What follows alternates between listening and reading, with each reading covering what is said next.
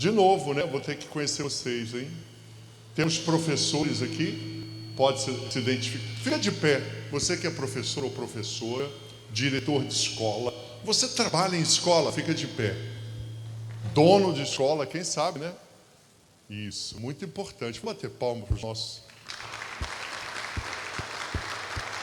Muito bom. Nós temos aqui pessoal do Ministério Infantil ou de família, temos. Cadê vocês? Fiquem de pé para eu te ver. Ministério Infantil, de família, de jovem também. Tem líder de jovem. Vamos bater palmas para eles também. Muito obrigado pela presença. Temos estudantes universitários, que é um público extraordinário. Temos aqui? Ninguém vai pagar amigo não, tá? Eu não vou. Já levantou. Então levanta você que é estudante universitário. Levante-se. Você que também, várias pessoas aí, tem uns que falaram assim. Eu. Muito bem. Papais e mamães, quem tem filhos aqui? Isso aí também, a força poderosa. Outra capa importante. Pais e mães, não é? Cristãos, eu não vou pedir não, porque eventualmente não tem cristãos aqui. Sejam bem-vindos também. Quem não for cristão, seja bem-vindo. Porque hoje é um tempo de cidadania, né? Você sabe que o cristianismo, a história do cristianismo, nós nascemos sem templo, não tinha templo, era proibido ser cristão, não podia ter igreja. O sacrifício já tinha sido feito eternamente, não tinha mais oferta. Todas as religiões tinham um sacrifício. O cristianismo não tem mais sacrifício, porque Jesus foi o sacrifício perfeito. E nós não tínhamos sacerdotes, por quê? O cristão tinha um sacerdócio universal.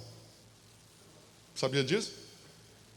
Então foi chocante. Outra coisa que o cristianismo fez, que é notável, acabou com o sacrifício de crianças. Todas as religiões daquele tempo, especialmente os cananeus, também conhecidos como fenícios. Quem já falou dos fenícios? Grandes navegadores, né? Os fenícios, eles não se autodenominavam cananeus, mas eram os cananeus. Quando a Bíblia fala de cananeus, está falando dos fenícios. E eles sacrificavam criança todo o tempo. Acharam um cemitério com 3.000 corpinhos de crianças que foram sacrificadas. 3.000.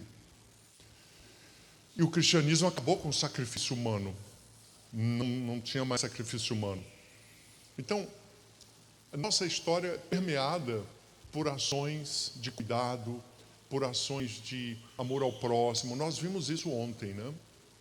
Só que com a evolução das nações, sempre houve leis. Mesmo o tempo dos sumérios, da Babilônia, ou das Babilônias, né? Porque teve 2 processos de Babilônias, persas, romanos, sempre houve leis.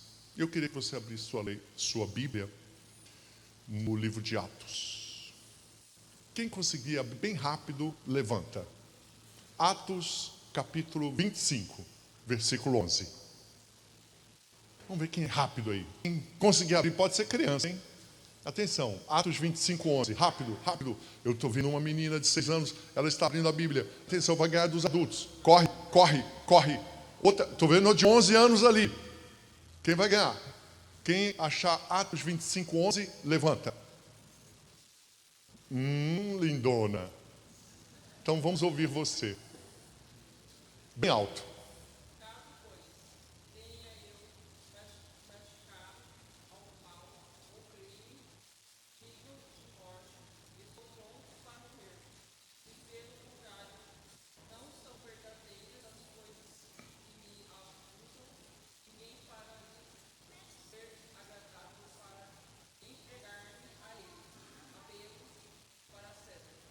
Apelo a César.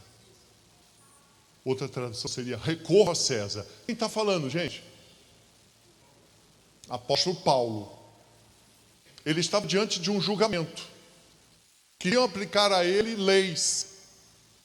Queriam aplicar a ele um julgamento. E diante daquele tribunal que se estabelecia, ou daquele possível julgamento a que ele estava sujeito, o que o apóstolo Paulo faz? Olha, eu não fiz isso não. Se tivesse feito, talvez tivesse submetido. Acontece, porém, diz o apóstolo Paulo aí, apelo a César. O que ele está dizendo aí? Recorro a César. César representa a lei romana.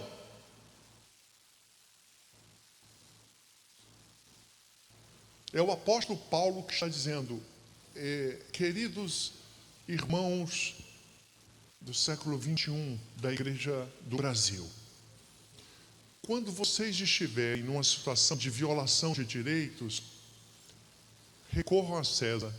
Mas nós temos César? Não. César representa a autoridade da lei. Ele está dizendo assim, recorram ao Código Civil, recorram ao Código Penal, recorram à Constituição, recorram às leis que estão a favor de vocês, cristãos. Quem está ensinando isso? Quem, gente?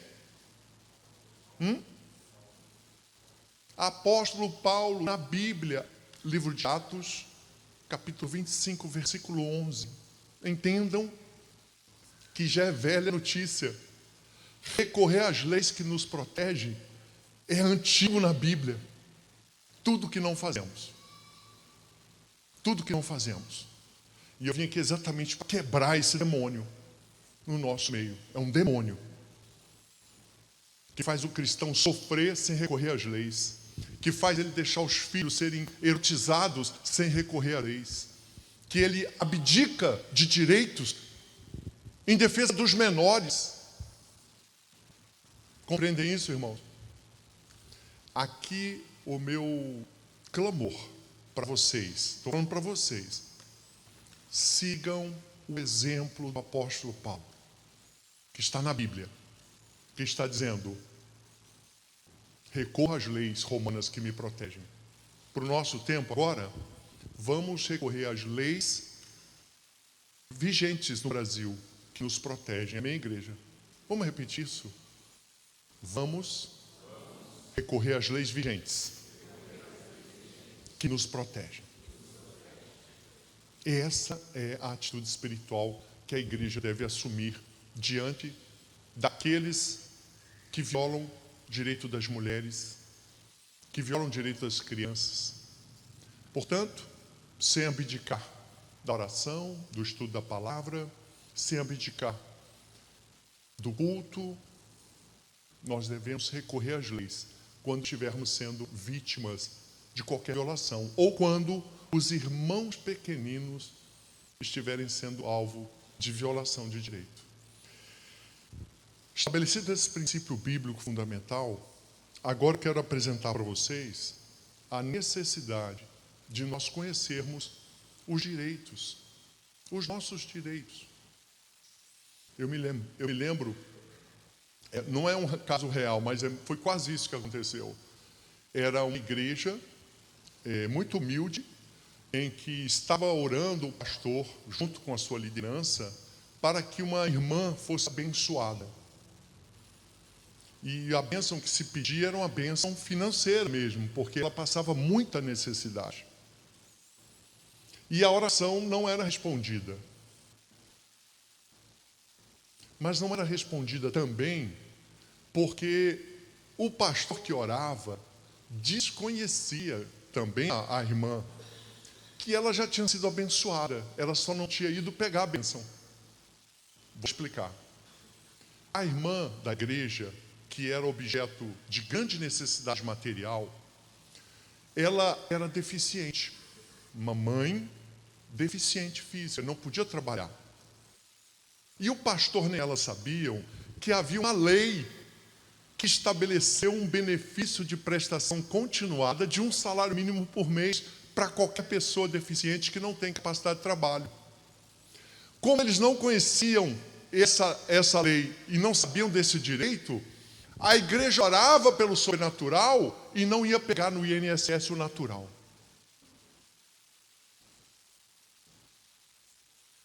Entendem? Meu povo perece e perece por falta de conhecimento.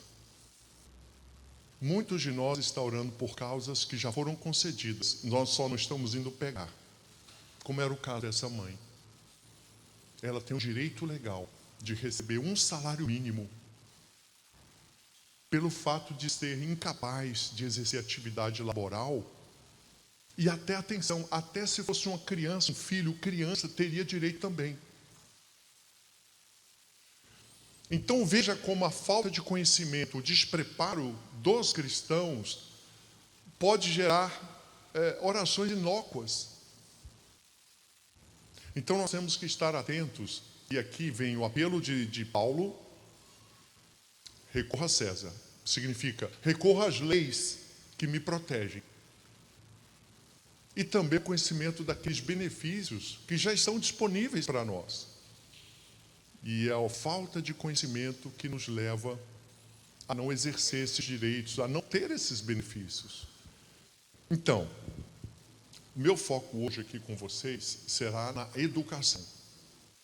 E eu vou contextualizar em histórias, porque nada melhor do que os casos reais, para que a gente possa entender como exercer os nossos direitos. É claro, tem direitos em várias áreas, né, gente? Várias coisas. O meu foco aqui é infância, família e educação, né? Para os professores, eu trago esse livro, Manual do Professor. Todas as leis que o professor, o diretor de escola precisa saber. Aqui tem um problema gravíssimo, não só para os professores cristãos.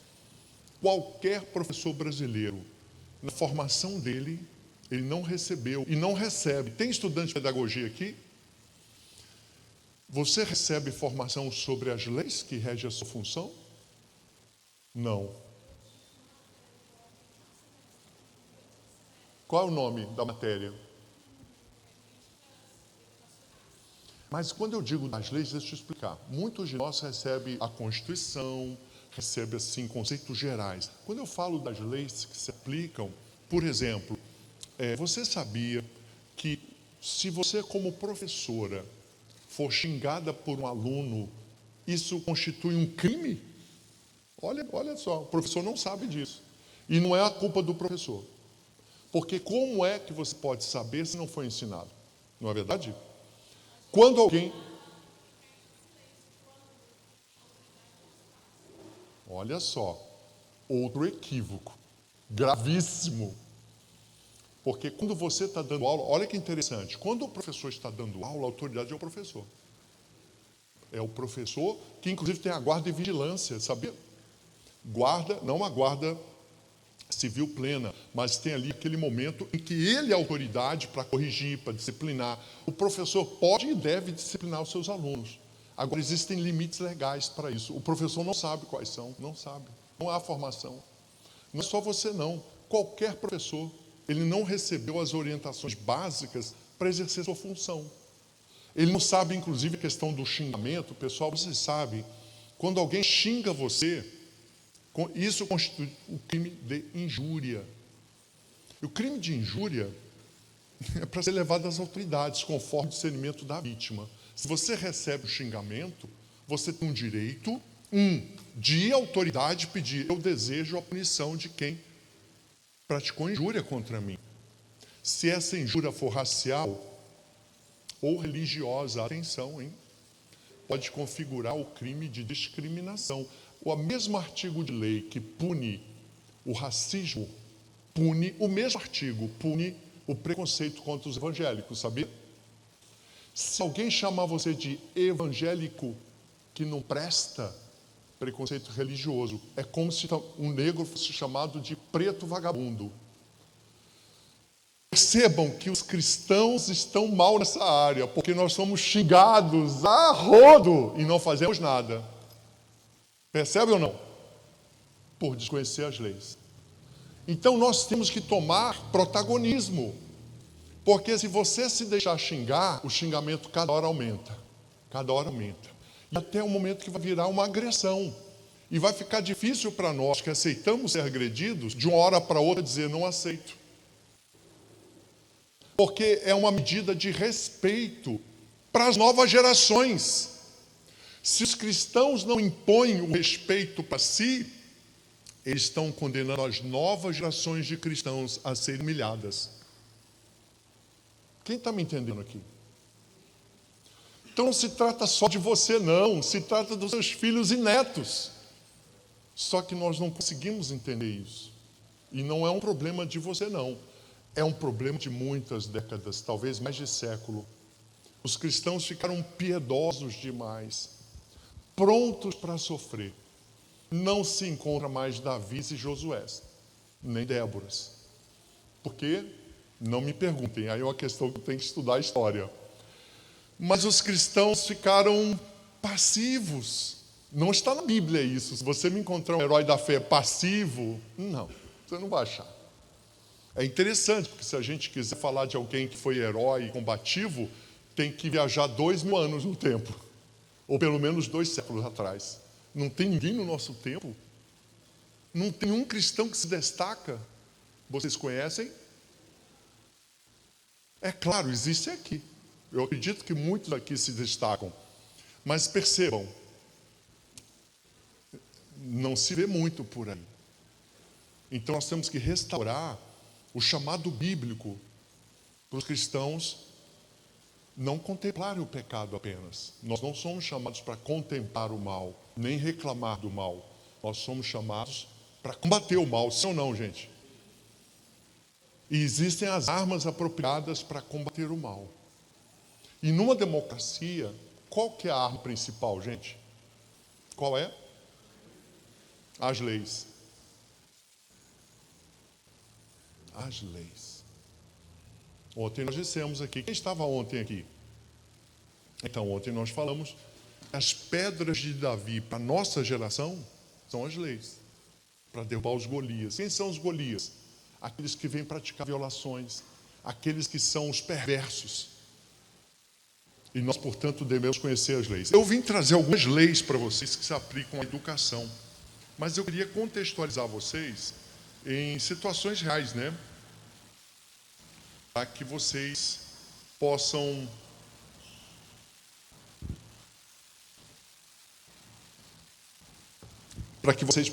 compreender como agir em situações concretas. Dentro do manual do professor, gente, toda a instrução ela tem que ser clara. Então, existem 2 processos pedagógicos na Bíblia. O processo da retórica. A retórica é o discurso bonito, belo, eloquente, né?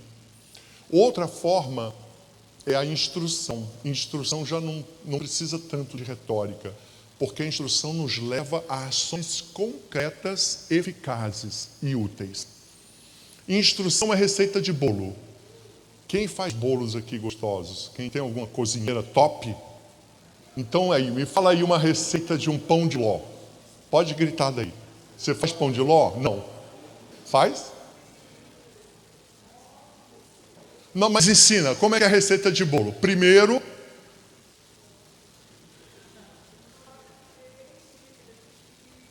três xícaras de farinha de trigo, é?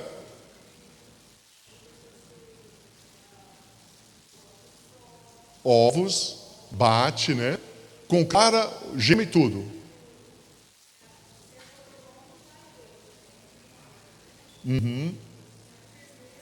Fermento. O pessoal aqui compra na padaria, irmã. Eu estou sentindo um clima aqui de padaria. Pronto, vamos mudar. Então pronto. Tá valendo. Mas vocês entenderam que existem ingredientes, existe uma ordem? Percebe ou não? Isso é receita. Você tem que seguir aquela ordem. Para quê? Um pão de ló ou um bolo de cenoura com chocolate maravilhoso. Então, instrução é receita de bolo. É uma ação prático, é útil e eficaz. Funciona. Entendem? Já a retórica, ela é uma ação de convencimento amplo. A retórica edifica. Instrução normalmente não edifica. A retórica, ela é muitas vezes para acordar, para alertar. A retórica serve muito para instrução, por exemplo, instrução de tiro.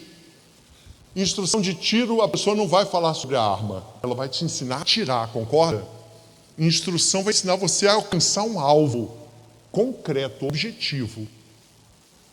Então nós temos que aprender a começar a instruir e sermos instruídos. Eu vim instruir vocês hoje sobre um tema de educação, sobre alguns cuidados estratégicos do profissional de educação, mas que interessa a vocês como pais conhecerem.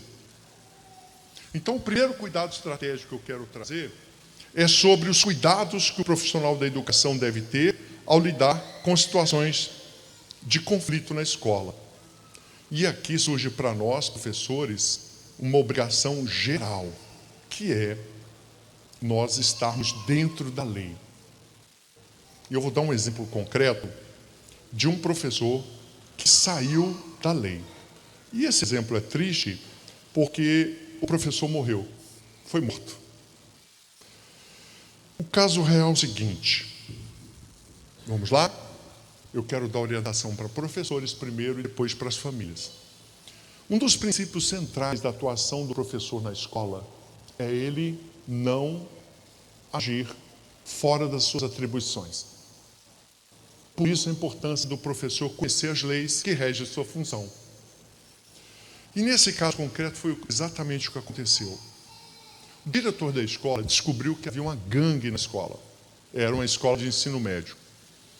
E ao descobrir a gangue, o diretor da escola, portanto, alunos da escola envolvidos com criminalidade e agiam em organização criminosa. Eram traficantes, eles praticavam até homicídio. Quando o diretor descobre essa gangue formada por seus alunos, o que esse diretor faz? Ele começa a investigar por conta própria. Ao invés de comunicar às autoridades, quem devia investigar? A polícia.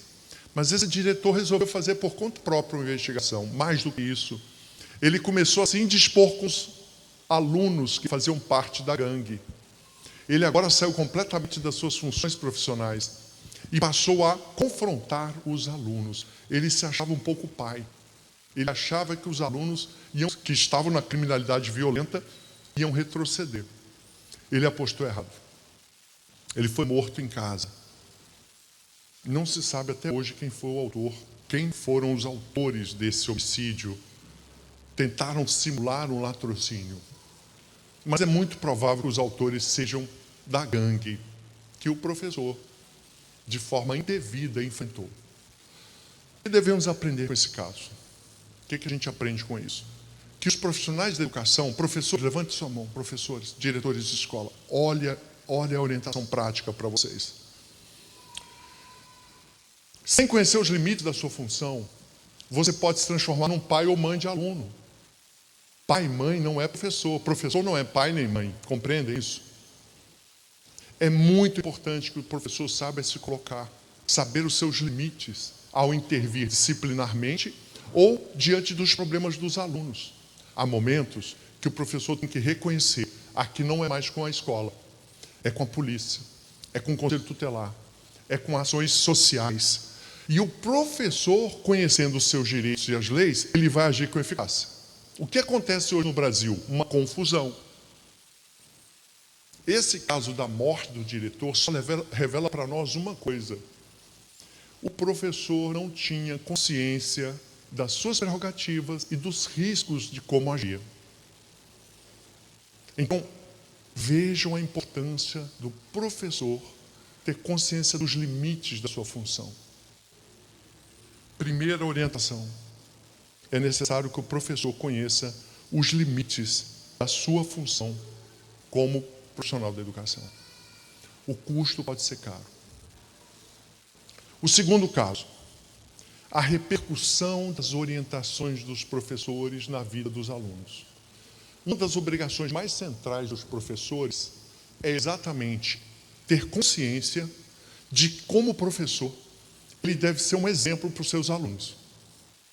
E aqui não se trata de uma análise pessoal, se trata de conhecer as leis que protegem crianças e adolescentes e o professor não ser instrumento de estímulo, conselho ou incentivo para a violação da lei pelos alunos.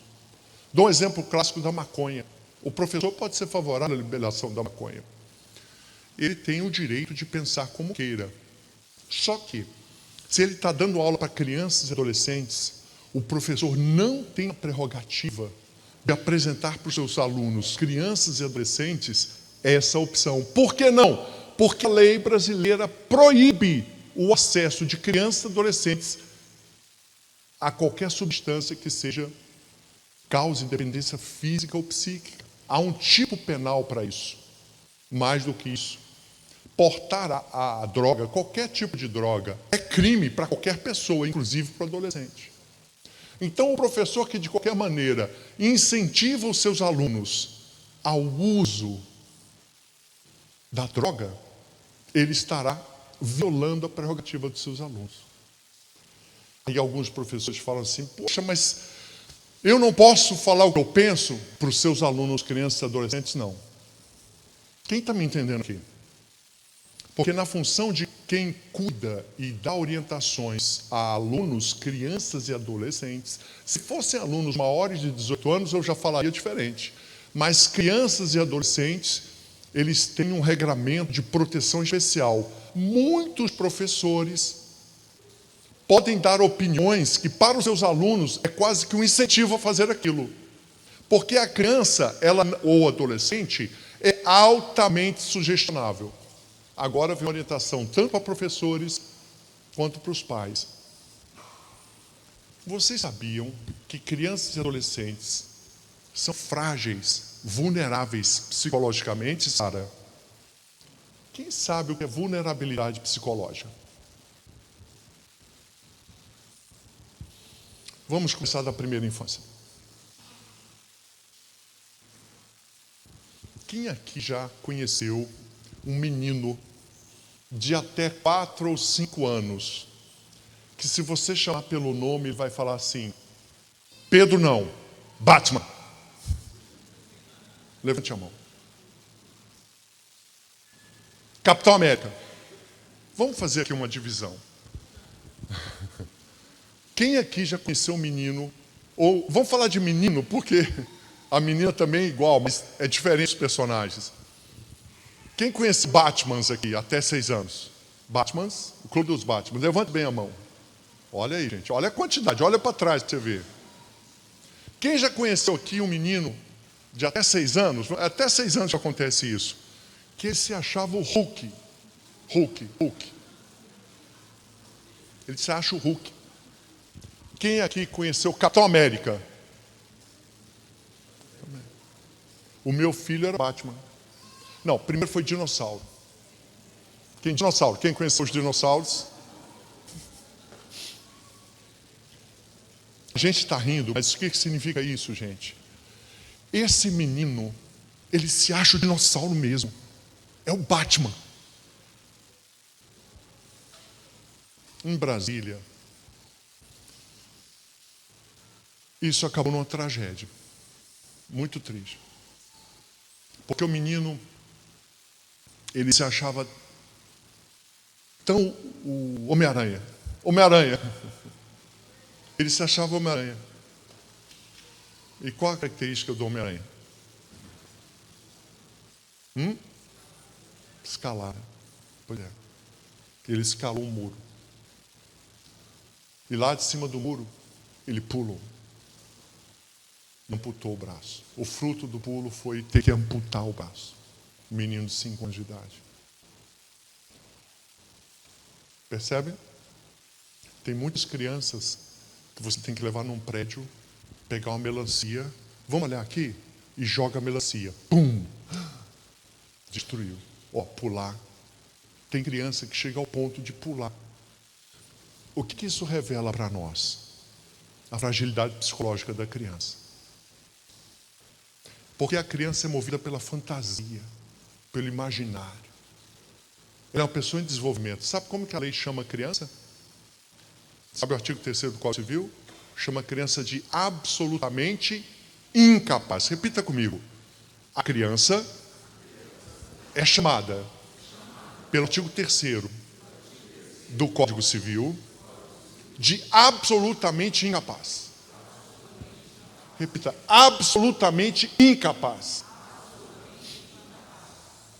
O que acabamos de assistir aqui nas nossas narrativas foi exatamente a constatação empírica. Todo o mundo aqui conheceu uma criança que na sua fantasia se considerava o Batman. o Homem-Aranha, o Hulk. Agora, isso pode acontecer também quanto à sexualidade, ou não. Pode acontecer com a sexualidade. E o que algumas pedagogias malucas e perversas fazem? Se a criança de 3, de 4 anos tiver uma confusão sobre sua sexualidade, ela tem que ser educada conforme a sua confusão. Quem está me entendendo? É como se nós quiséssemos que o menino que se acha Batman, não, ele se acha Batman, agora ele tem que ser educado conforme o Batman, aquele é Homem-Aranha, agora ele vai ser educado como... Não, você, desculpa. Ai, que horrível gritar para você, desculpa. Então, é como se a gente estivesse falando assim, ele nasceu Batman, nasceu Batman. Criança nasce Batman, gente. Homem-Aranha, Hulk, Frozen. Quem está entendendo o ponto?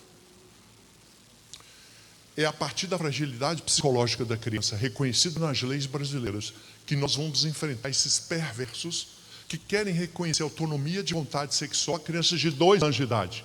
Entendeu, pai? A criança tem capacidade de decidir isso. Ela tem entendimento. Mas eu me acho homem sendo mulher. Ela nasceu assim.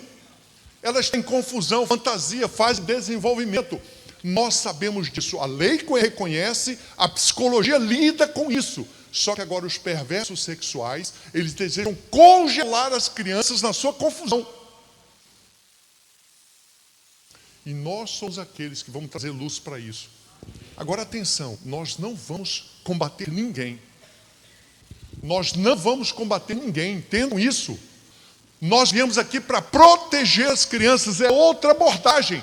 A igreja brasileira não se encontra nisso, porque nós cansamos de combater adultos. Os adultos fazem o que quiser da vida e merecem respeito, que a igreja não aprendeu a respeitar. Pagamos as contas deles. Eles vivem a vida deles, são livres para ter as suas opções sexuais. Pelo amor de Deus, talvez aí seja um erro nosso de sermos julgadores metralhadora.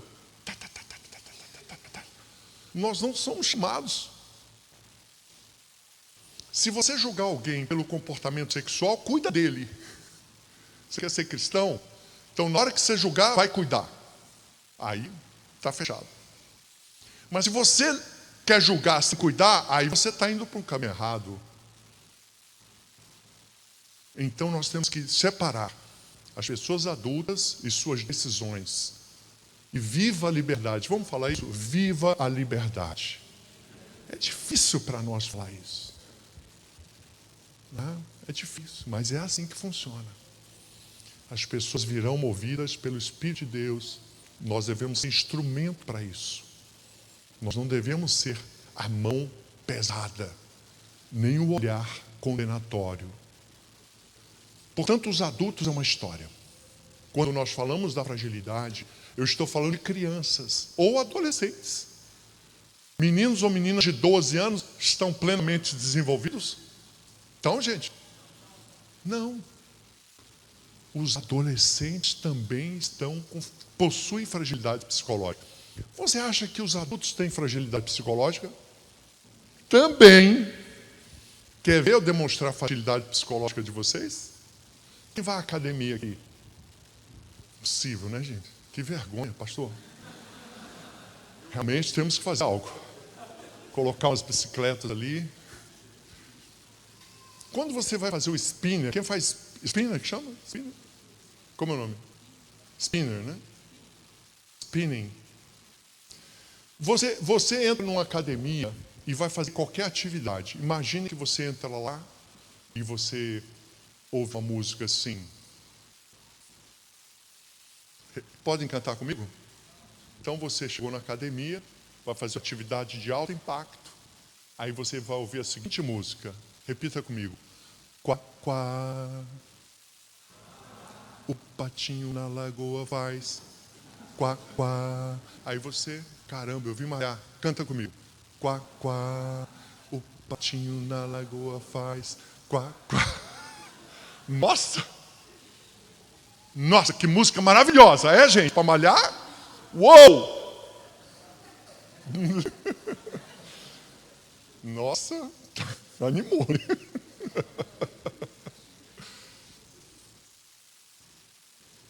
A música transforma o nosso ambiente emocional, espiritual e mental. Há momentos de você ouvir uma música com acordes tranquilos, harmonia. Por quê? É o momento do descanso. Há momentos que você precisa de uma música com alta voltagem para te levar a um esforço físico. Nesse ambiente de academia, as músicas são rock, são músicas de alta performance, porque a música vai influenciar você, a sua atmosfera. Você quer ver uma coisa, como nós somos frágeis, a nossa fragilidade com a música?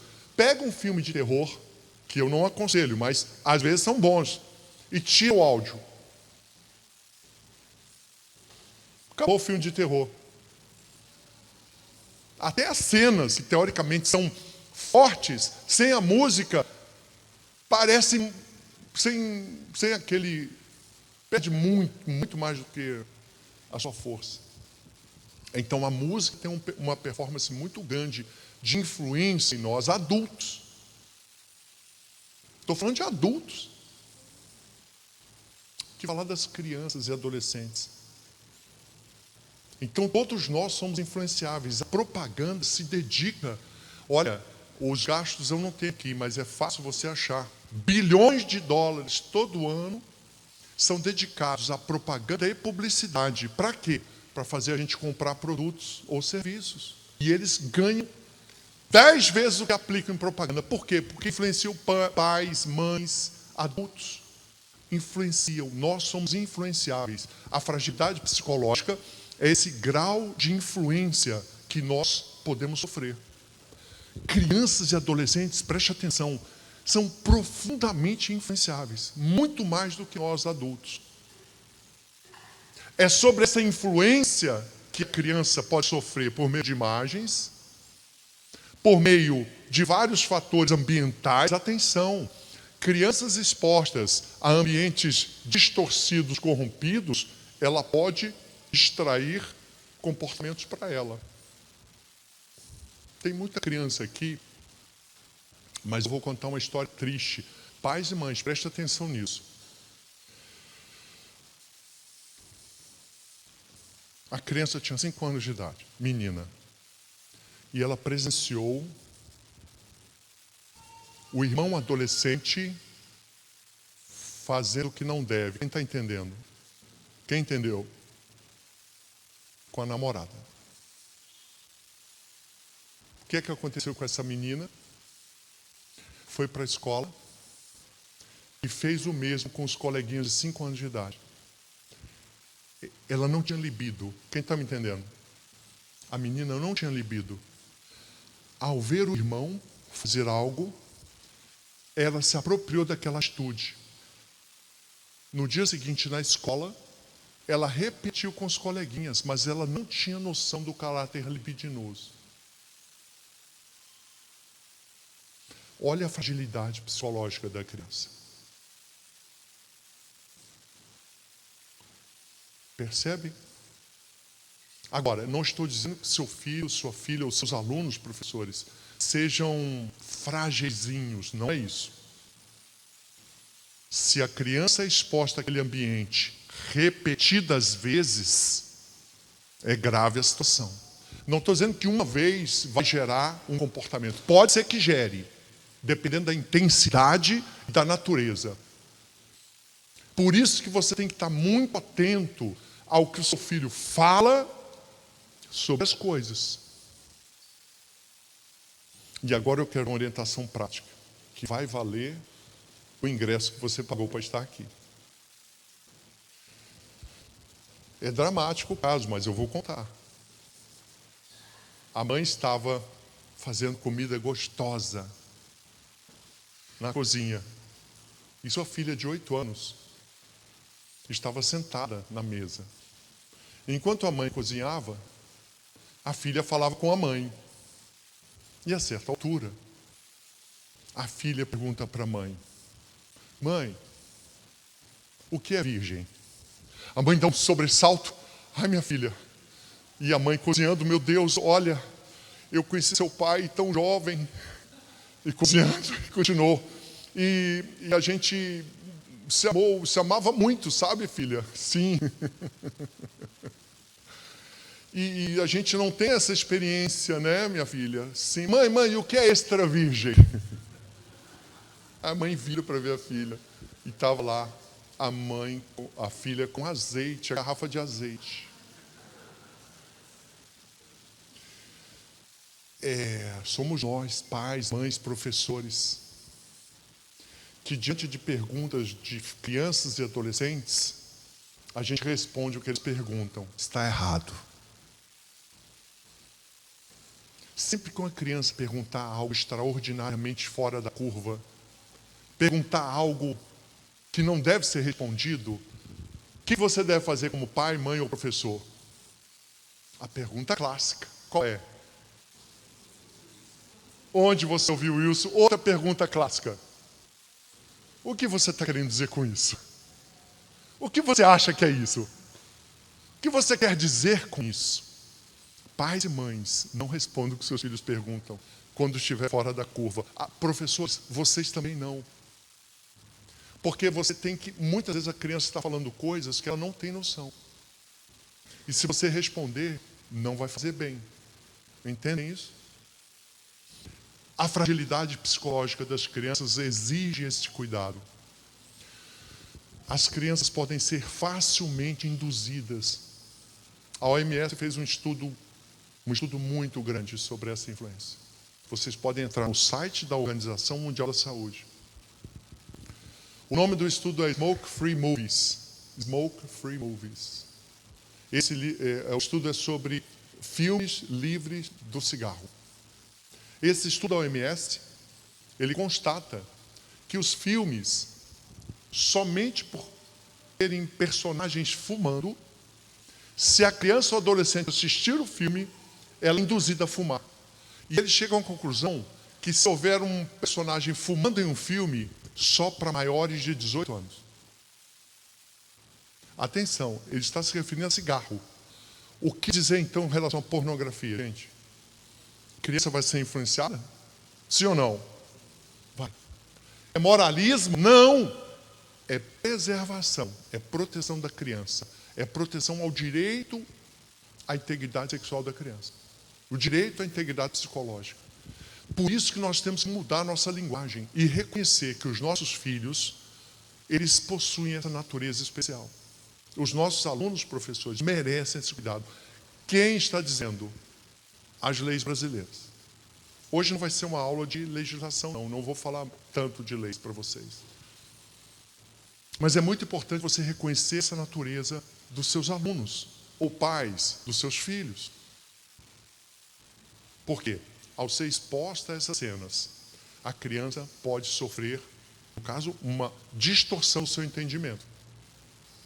Ela passa a entender algo que não seria natural. Ela não entenderia aquilo, mas por ser exposta àquela experiência, ela é alterada. Você sabe, eu postei no meu Twitter, aliás, aconselho vocês a me seguirem no Instagram e no Twitter também. No Facebook é mais estudo, né?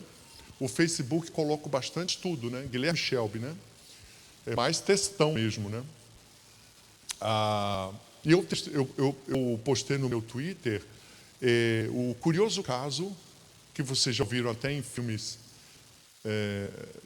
interessantes, o curioso caso de um jacaré que se achava filho de uma pata. Literalmente é isso. É a cena de um jacaré que entra no ninho da pata com seus filhotinhos, ele derruba a pata e passa por cima, eu não sei nem se matou os pintinhos lá, os patinhos, mas o passarinho, o jacaré, ele se sentia um pato. Por fora um jacaré, por dentro um jacaré, mas na mente daquele jacaré, ele era filho da pata. Por quê? Imprinting. Tem um estudioso que ganhou um prêmio Nobel em 73. O que esse cara descobriu? Que até os animais são influenciados pelo meio ambiente. As experiências por exemplo, o que aconteceu nesse caso concreto? Quem chocou o ovo do jacaré foi a pata. Quando o jacaré nasceu, ele viu a pata. Quem assistiu Era do Gelo? Que o mamute se considerava um roedor, né? Porque foi criado, quando bebê, por um roedor. É a teoria do imprinting. Se os animais são profundamente influenciáveis pelo meio ambiente, o que dizer de nós humanos? Muito mais vulneráveis do que eles. Então, nós precisamos estar atentos a essa característica essencial das crianças, a fragilidade psicológica. E repito, não é pesquisa científica, não, é lei no Brasil. A lei brasileira exige um cuidado especial com essa fragilidade das crianças. E essa lei é obrigação para todos nós. Então, esse cuidado dos professores e dos pais para com a fragilidade dos filhos, das crianças e adolescentes, é a essência da criação, educação e ensino das crianças. Agora, pergunta se nós fomos treinados sobre isso. Alguém foi? Quero dizer até para a igreja, com todo carinho, muitas histórias bíblicas não são apropriadas para criança. Tamar, lembra? A parte final de Davi com Golias, o que ele faz com a espada? Lembram? Você falar para uma criança de 5 anos que ele fez aquilo com... Quem lembra? Tem muita criança que... Lembra o que o Davi fez com... Sim? É apropriado você narrar aquilo para uma criança de 3, 4, 5 anos, primeira infância? Não é. Tenha como referencial de que o que você fala, se transformado em imagem, é apropriado. Se não for apropriado, não fale. O mesmo critério para as músicas pornográficas. Mesmo critério. Se você transformar a letra da música em filme, a criança pode ver? Não! Então não pode cantar para ela. Quem me entendeu aqui? Esse é o critério de avaliação da... Esse é o critério de avaliação das músicas. Se aplica o mesmo critério. Se você quer aprofundar isso, eu aconselho você a entrar lá no Cristãos pela Infância. Tem um texto de treinamento sobre músicas pornográficas. É urgente, viu, pastor? A gente ter esse conhecimento para poder ter fundamentos. Porque não adianta a gente falar entre nós aqui, é isso mesmo, doutor Shelby. Mas é isso mesmo, Shelby, é isso mesmo, gostei. O problema não é aqui entre nós. Eu quero ver você lá na escola pública. Eu quero ver você lá no ambiente público, com não cristãos. Aí a gente fica caladinho, não é isso? Porque não tem fundamentos.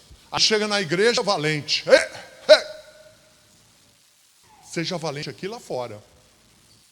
Você já imagina você comprar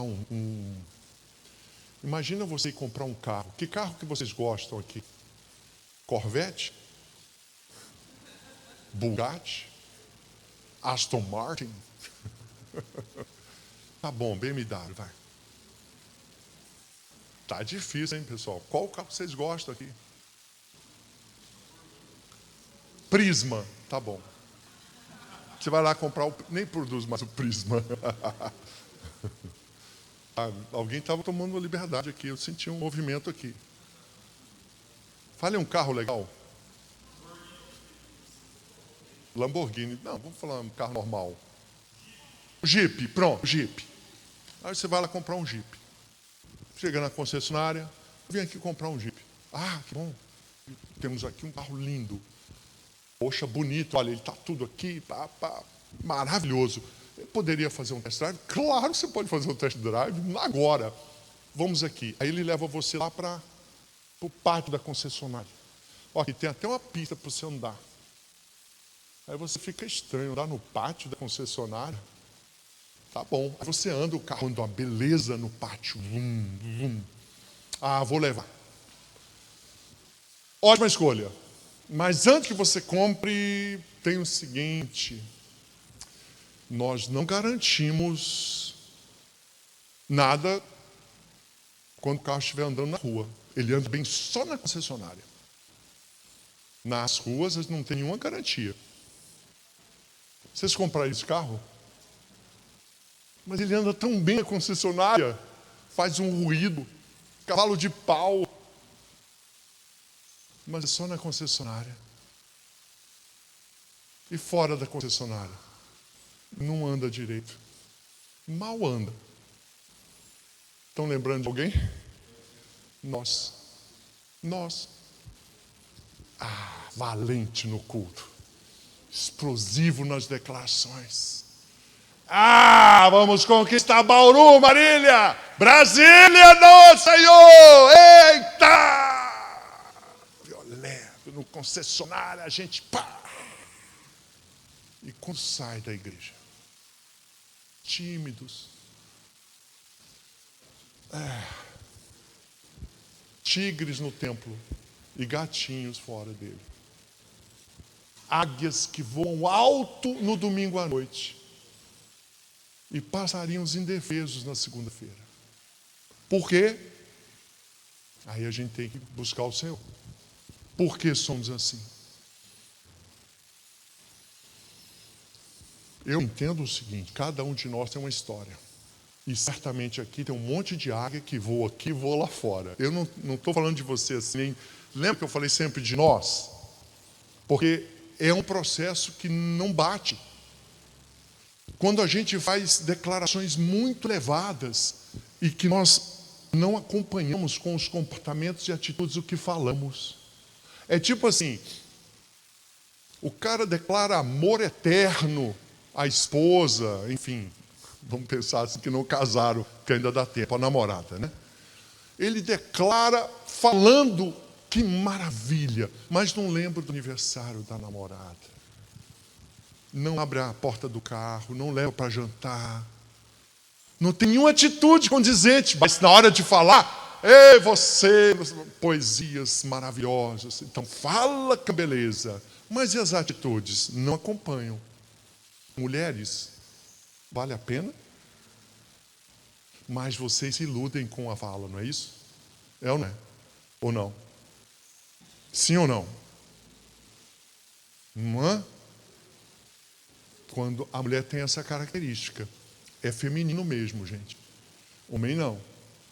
Se não tiver o pão de ló, amiga, zero. Homem é material. O homem é diferente. Então, o que eu estou dizendo aqui para vocês? Tem que ter atitude material e tem que ter a proclamação, pessoal. Tem que proclamar, sim. Sim, senhor. Nós temos que proclamar a palavra de Deus. Ela é grandiosa. E nós não vamos parar de proclamar, amém? Não é para parar a proclamação, não. É para a gente procurar um equilíbrio. Proclamar e as proclamações serem acompanhadas de quê, pessoal? Atitudes. Entendeu? Já viu aquela pessoa que fala assim, vou te ajudar, pode me procurar, mas não dá o telefone, você não sabe onde ela mora. Que compromisso é esse? Puramente verbal. Quem aqui diz assim, vou orar por você? Quem fala isso aqui, de vocês? E você ora mesmo? Sabe o que eu aprendi com o pastor, que me ensinou muito?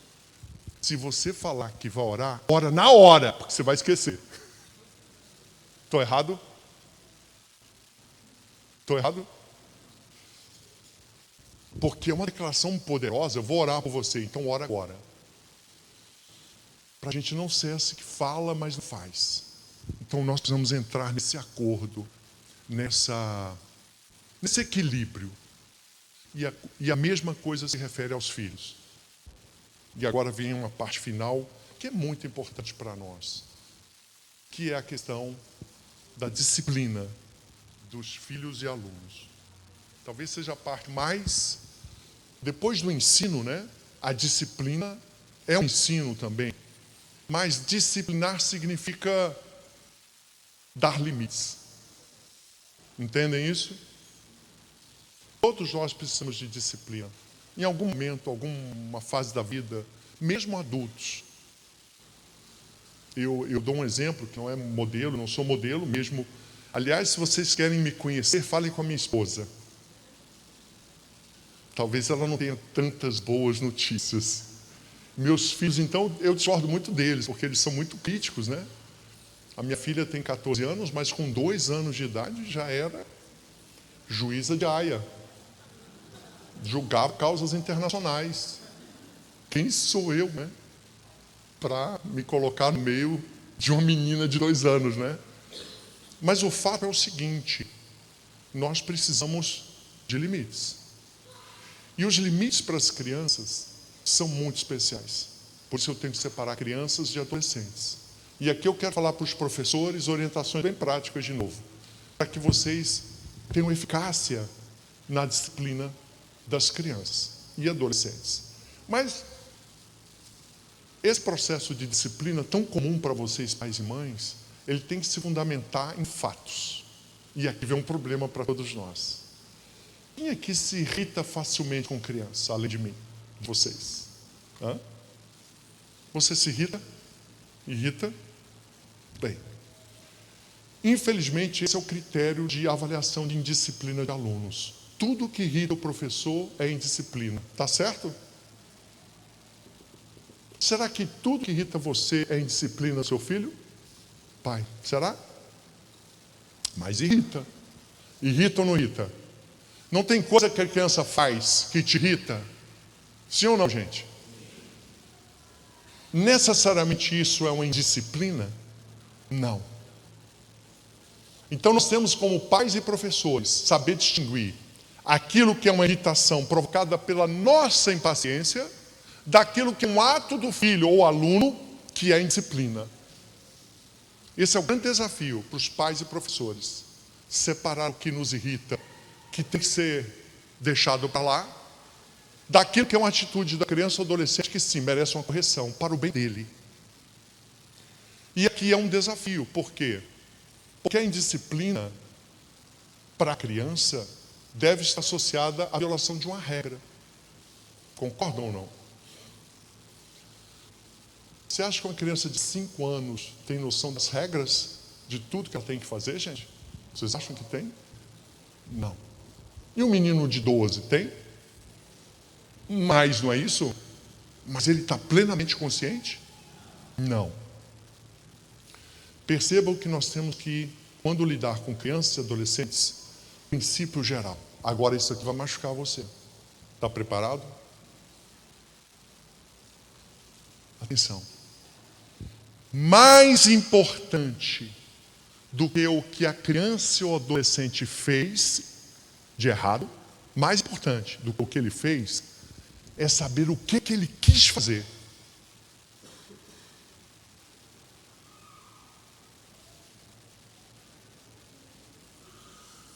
Eu vou dar 2 casos para vocês. Caso 1. Um adolescente, com muita raiva do professor, pega o revólver do pai, vai até a escola, carrega a arma. Quando o professor está passando, ele dá um tiro no professor para matar. Só que erra o tiro. A bala passa longe, aí ele foge. Caso 1 é esse. Ficou claro? O adolescente pegou a arma, foi lá para matar o professor. Deu o tiro. Errou, passou longe. O professor nem ouviu o tiro. Ele vai, corre e foge. Caso 2. Esse mesmo adolescente, ele vê uma caixa de marimbondo. Marimbondo desse tamanho. Ele pega um pedaço de pau. Ele quer derrubar, porque adolescente tem essa mente, né? Salvadora, né? Então ele pega um pedaço de pau para derrubar aquilo lá, para ver o que vai dar. Só que aquele professor que ele queria matar, está passando, ele não viu. E ele desce a cacetada, erra. Não acerta a caixa de marimbondo. Acerta a cabeça do professor que ele não viu. E mata o professor. Qual dos dois casos é o mais grave?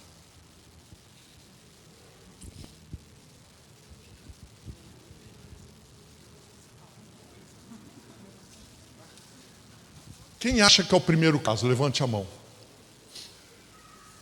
Não aconteceu nada. E você acha que é o mais grave? Quem acha que é o caso número 2, onde o professor morreu? Levante a mão. Vocês estão bons de direito penal, viu? Estão bem, meu. Por que o caso 1 é o mais grave? a intenção de matar, mas nem chegou perto. E por que o caso 2 é o menos grave? Não teve intenção de matar. Foi uma imprudência, talvez fatalidade. Tem que ver o contexto, né? A intenção é mais importante do que o fato. Aplique isso aos seus filhos. Aplique isso aos seus alunos. Está cheio de menino querendo fazer surpresa, mas arrebentou com o sofá. A intenção era boa. A intenção era boa, mas deu errado. Ou a intenção deu errado, mas ele não queria aquilo, ele queria algo bem menos ruim, mas deu uma coisa muito ruim. Essa noção de intencionalidade é fundamental para a gente disciplinar os alunos. Compreende ou não? Quem entendeu aqui? Agora você que é o juiz. É você como mãe, é você como pai, é você como professor que tem que ter esse conhecimento. A intenção da criança ao fazer algo errado é muito mais importante do que o fato que ela praticou. Princípio geral da disciplina de crianças e adolescentes, saber a intenção do aluno. Pergunto a vocês aqui, quem avalia isso ao corrigir os filhos? Pode levantar sua mãozinha. Somos poucos. Porque no dia a dia, seja como professores ou como pais, interessa, nós somos igualzinho a Hammurabi. Código de Hammurabi, da Babilônia, primeira fase. O código de Hammurabi é assim. Causou desabamento de alguma coisa, desaba a casa dele. O código de Hammurabi não tinha princípio de proporcionalidade. Você sabia que a lei de Talião é extraordinária? Olho por olho, dente por dente. Você sabia que ela é extraordinária porque estabelece um princípio de proporcionalidade? Porque antes de olho por olho, dente por dente, sabe como era? Se você ferir meu olho, eu te mato. Se você quebrar meu dente, eu furo seu olho. Percebe? Não havia proporcionalidade. Quando vem a lei de Talião, furou o olho, terá seu olho furado. Percebe? Proporcionalidade. Provocou um dano, terá o mesmo dano equivalente em si. Embora seja duro e atrasado na nossa visão moderna, a lei de Talião, olho por olho, dente por dente, ela tem uma proporcionalidade. Agora vem a segunda fase da disciplina de alunos e filhos. Proporcionalidade. Que não existe, né? Infelizmente. Porque o critério que nós utilizamos para disciplinar filhos e alunos é a nossa irritação. De novo, ela voltou aqui, ó. Se te irritou muito, pena severa. Se te irritou pouco, pena suave. Tá certo, gente?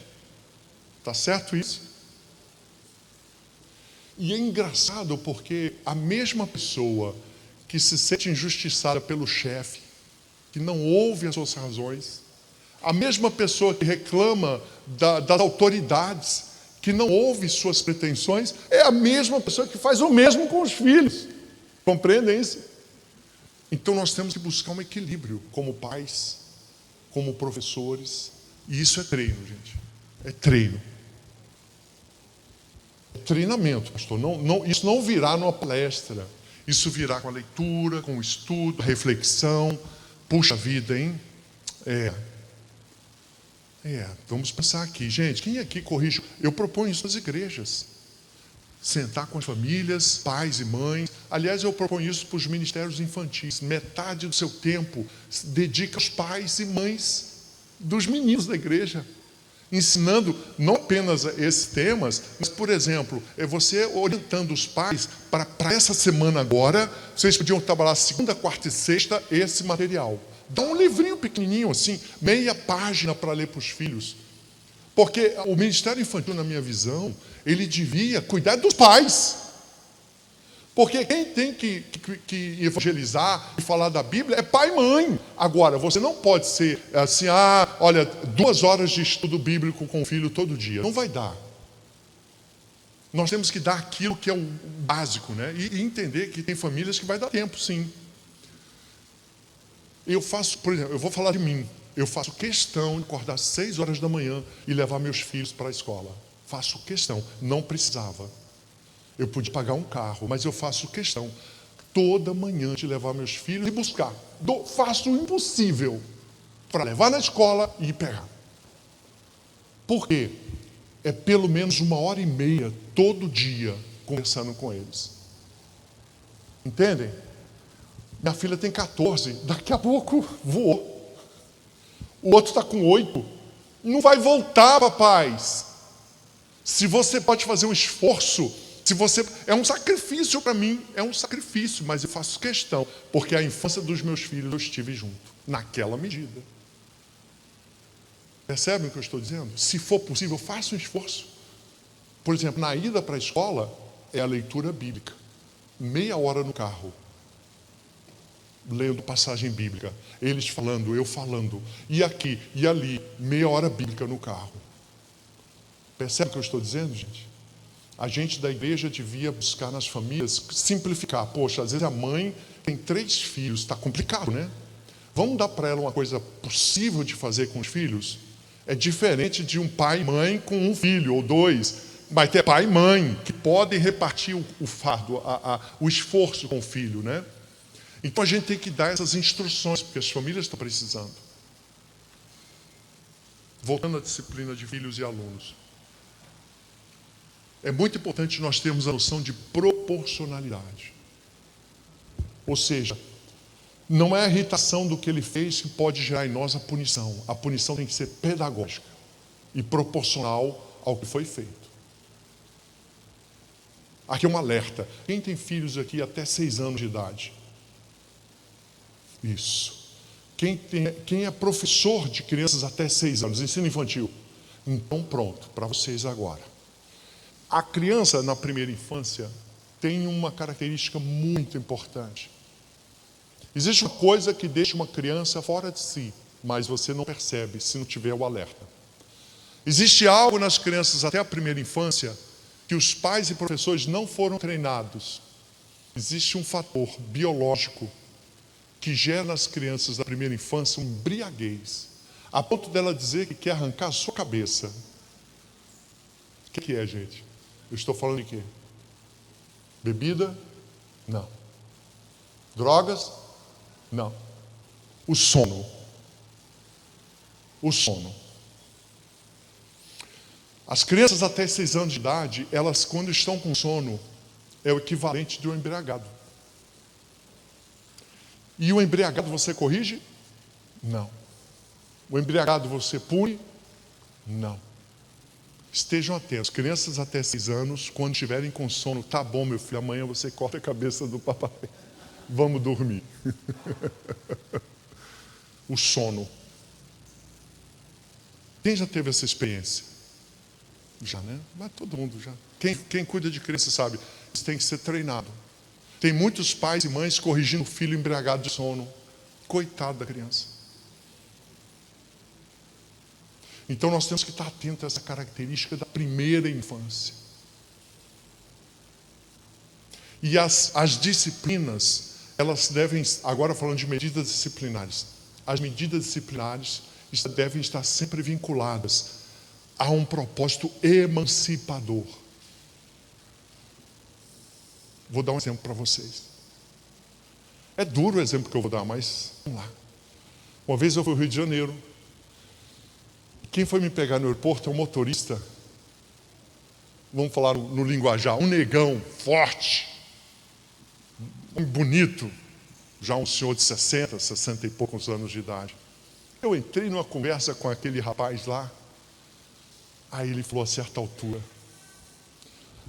doutor, mas se eu estou aqui hoje, é por causa do meu pai. Aí eu, puxa, me conta a história do seu pai. Éramos 4 filhos. E morávamos no Morro da Rocinha. Não sei se era Rocinha. Me fugiu aqui.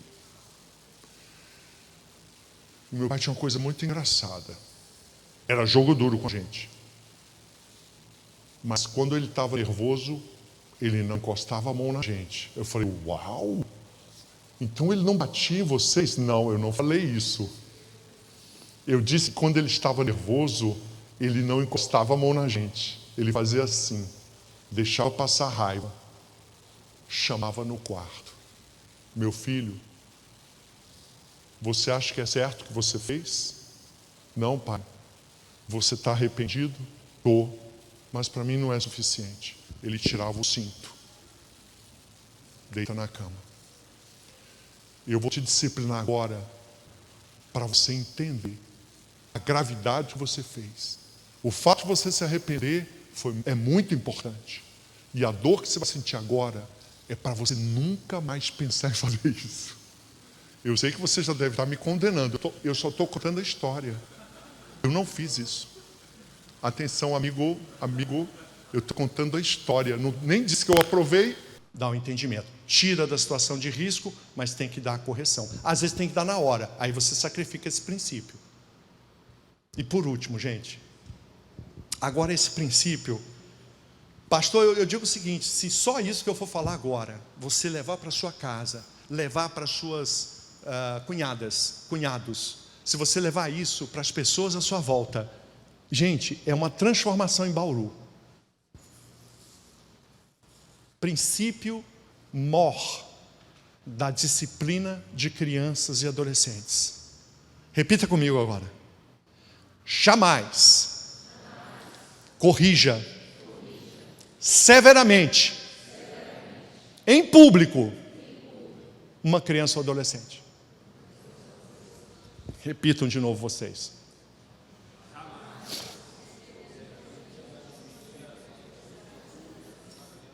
De novo, jamais corrija severamente em público uma criança ou adolescente.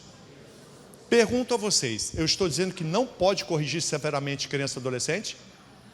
Pode ou não pode? Pode. Eu estou dizendo que não pode corrigir severamente em público. Vamos explicar isso? Isso é muito importante para nós. As cabecinhas, né? Essas cabecinhas lindas, elas têm amor próprio. Sabia disso? Autoestima. Um bebezinho ali que eu vejo no colo do pai, né? Tem toda a dignidade humana aí. Toda a dignidade humana. Não considera a criança menor. A criança não é menor. A criança é perfeita. Plena. A palavra horrível para chamar uma criança menor. Não, é pleno. Qual a idade? Pleno. Ele não é incapaz. Plenamente capaz. Ele está em desenvolvimento. Perfeito. Mas, quando sujeito a uma humilhação, eles são como... Eu dei hoje o exemplo que viveu o coração. Imagine isso aqui de cimento, fresco, molhado ainda. O que acontece se a gente pisar com força? Afunda, não é, gente? A criança é como se fosse um piso, guarda isso para o seu coração. A mente, as emoções da criança e do adolescente é como um piso de cimento bem úmido. Tem que sofrer alguns danos, mas compatíveis. Então a função do pai, a função da escola é preservar aquele piso ali de cimento úmido, que é a criança, a mente, a autoestima, as emoções. Quando a gente expõe uma criança a humilhação em público, é como se pisasse com toda a força. A gente nunca vai saber as consequências disso. Dr. Shelby, se o senhor está falando que a gente não pode corrigir severamente em público, vai corrigir como? Em particular.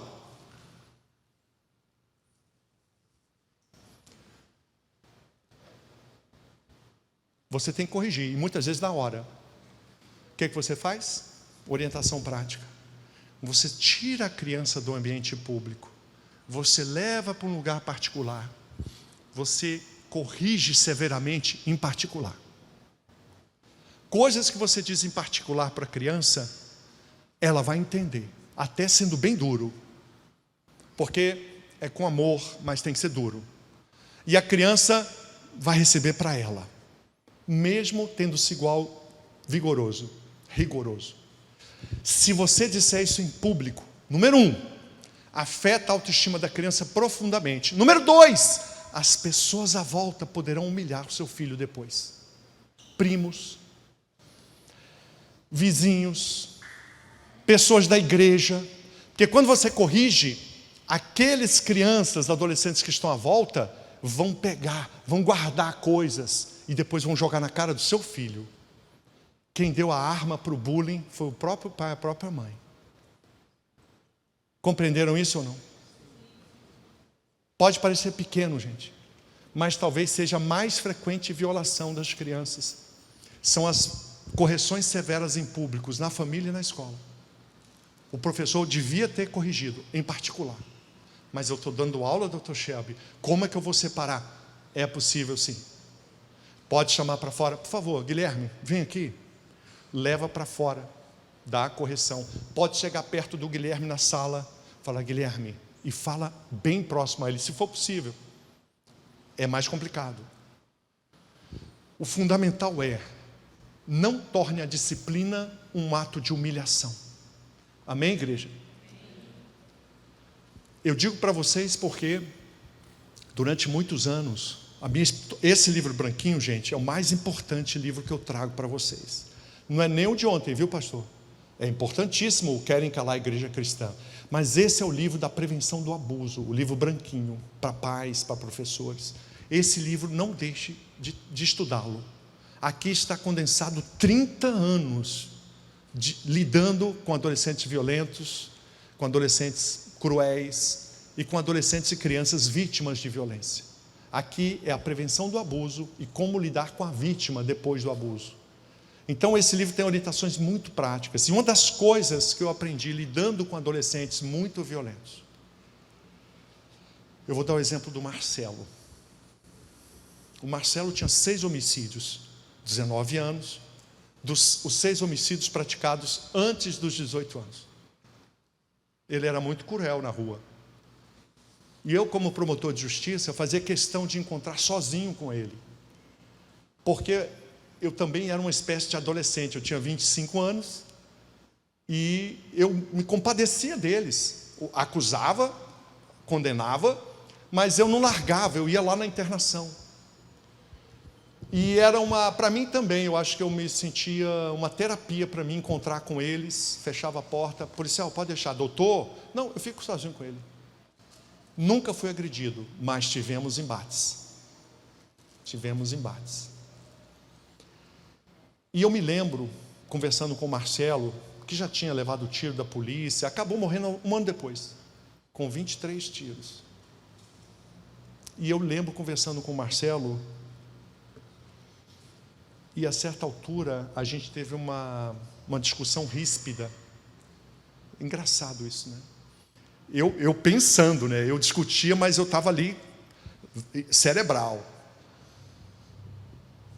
E ele se lembrou de uma humilhação que ele sofreu quando tinha 8 anos de idade. A mãe acusou ele de um furto.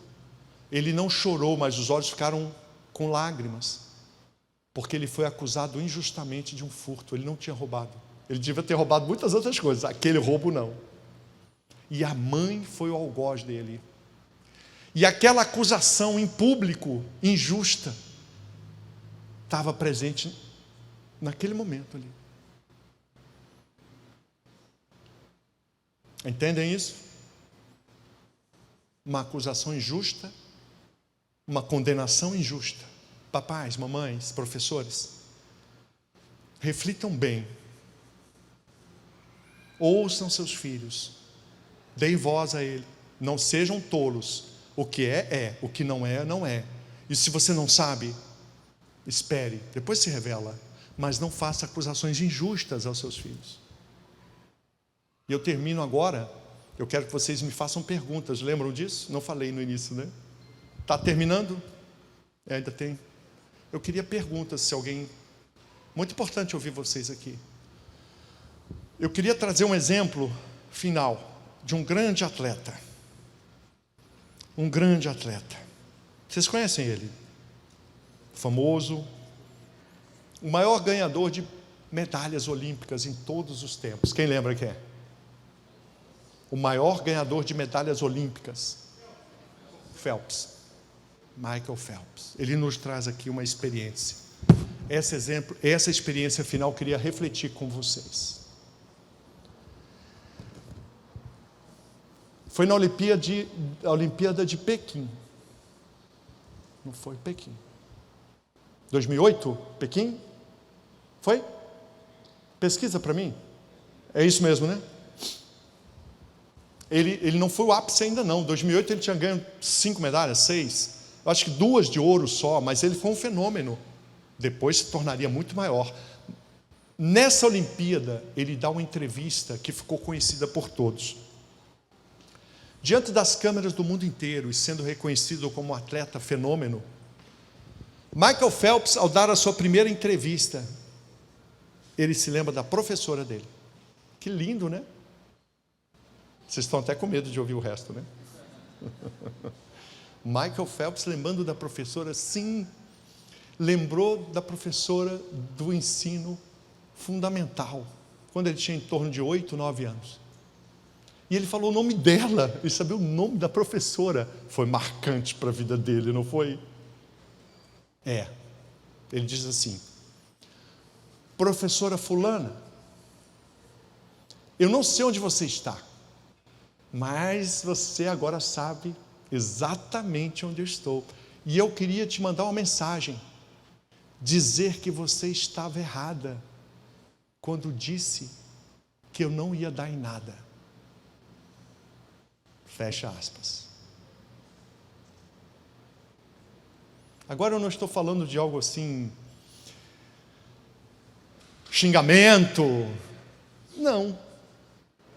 É uma professora, é um pai, é uma mãe que diz para o filho: Guilherme, você não vai dar em nada. O Michael Phelps reagiu a isso, hein? Mas muitas crianças ficaram pelo caminho. Eu queria agora trazer para vocês uma reflexão sobre o que temos falado com as crianças, o que temos falado com os filhos, com os alunos, nos momentos até de disciplina, mas em que destruímos, abalamos a confiança neles próprios, profetizamos as trevas para eles. E aqui vem um alerta para exatamente você controlar a sua língua quando você estiver fora de controle. Porque todos nós saímos do controle, sim ou não, gente? Qual é a marca de uma pessoa fora do controle? Qual é a marca? Ela faz uma coisa que todo mundo percebe. Repita comigo: o grito. Saiba você que toda vez que você estiver gritando e você não vai perceber, alguém vai notar e dizer: você está gritando. É um sinal para você não falar. É um treino, principalmente para os professores. Não corrija seus alunos no grito. Amém? Coisas simples, coisas aferíveis, objetivas. Não tem nada grandioso que eu falei aqui, tem?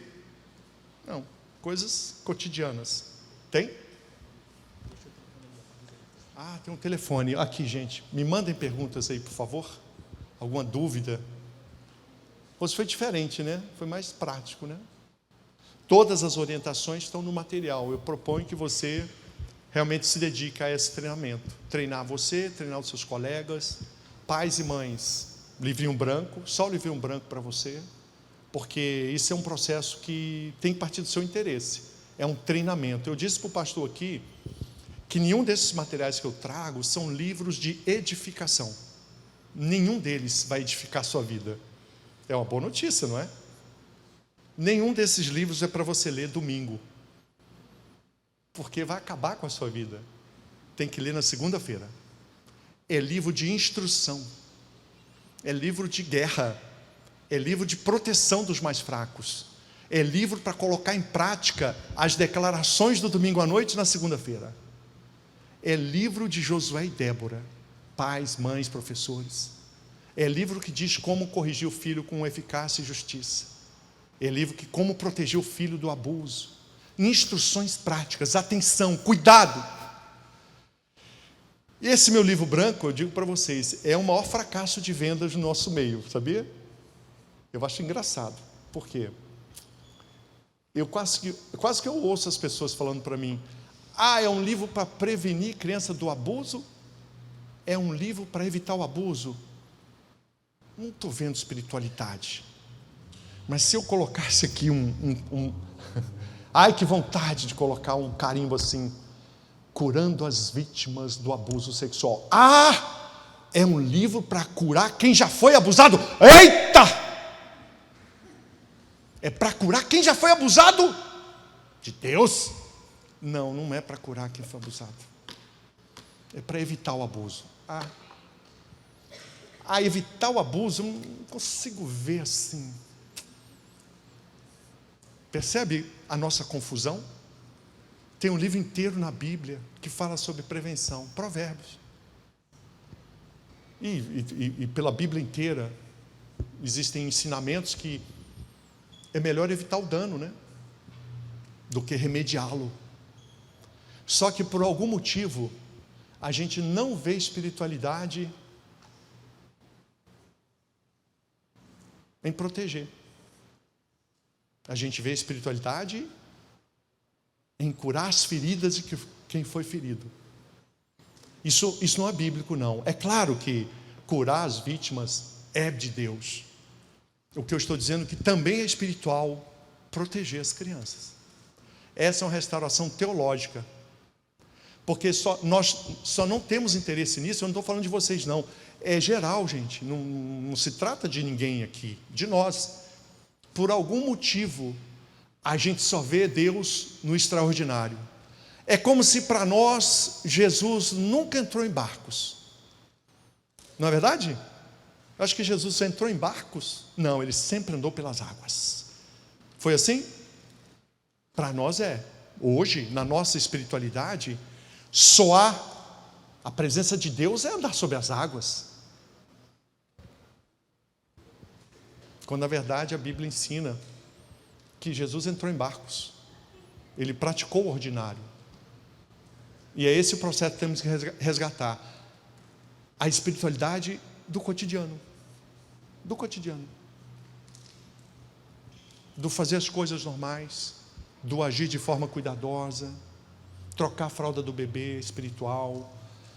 Cuidar dos filhos é espiritual. Ir na reunião de pais na escola espiritual. E vir na igreja espiritual. Estudar a Bíblia espiritual. Ler o manual de um processo, de um serviço que você está contratando para os seus filhos é espiritual.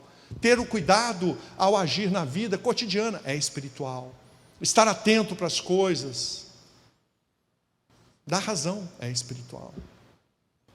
Então é esse o desafio, que a gente possa ver espiritualidade e grandeza em tudo que nós fazemos. E eu termino, não tem nenhuma pergunta aí, né, pastor? Tem? Tá, então vamos lá. Você comentou que existem perguntas que não devem ser respondidas para crianças.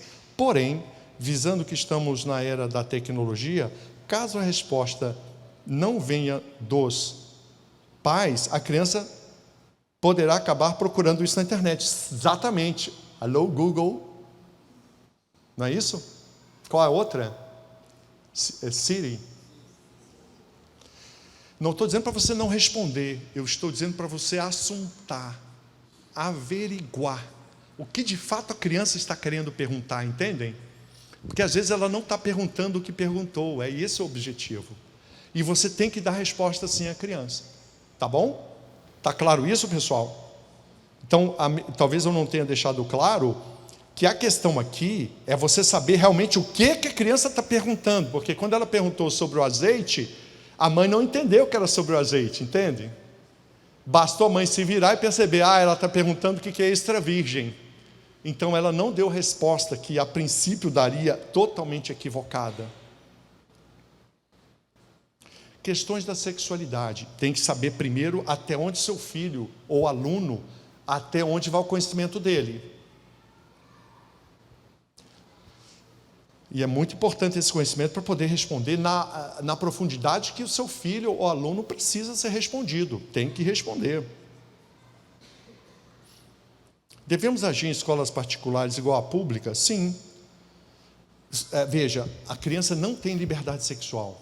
A criança precisa ter orientação sobre a proteção e higiene. Isso é uma coisa. Liberdade sexual, criança nem adolescente pode ter. Há uma confusão muito grande sobre isso. Caberia uma palestra inteira falando sobre liberdade sexual para crianças. Existe a possibilidade de amenizar as consequências de algumas correções públicas por falta de conhecimento? Sim. Aí é o capítulo do livro branco, que é depois do abuso, como lidar com a vítima. Muitas crianças sofrem consequências traumáticas, não porque sofreram abusos, mas porque o entendimento delas foi abalado por uma experiência, e pode ser grave. Não houve abuso, mas aquela experiência que ela teve gerou nela uma alteração do entendimento. Então você tem que estar atento com as crianças para corrigir aquele entendimento. Então, ouçam as crianças, ouçam os adolescentes, principalmente nesse caso, porque pelo visto aqui, a criança sofreu uma correção pública e pode ter sofrido um abalo ou uma alteração significativa no seu modo de ser. Tem que ouvir mais a criança. Tem que trabalhar mais como ela está lidando com aquela frustração. Então, a ideia aqui é ouvir a criança e ela externar como ela está lidando com aquela frustração. A frustração é uma digestão, né, gente, emocional. É necessário que a criança, o adolescente, nós saibamos digerir o não. O não podemos, não posso. Essa digestão emocional é fundamental ensinar a criança. Especialmente, você pode ensinar a digestão emocional na dor para a criança.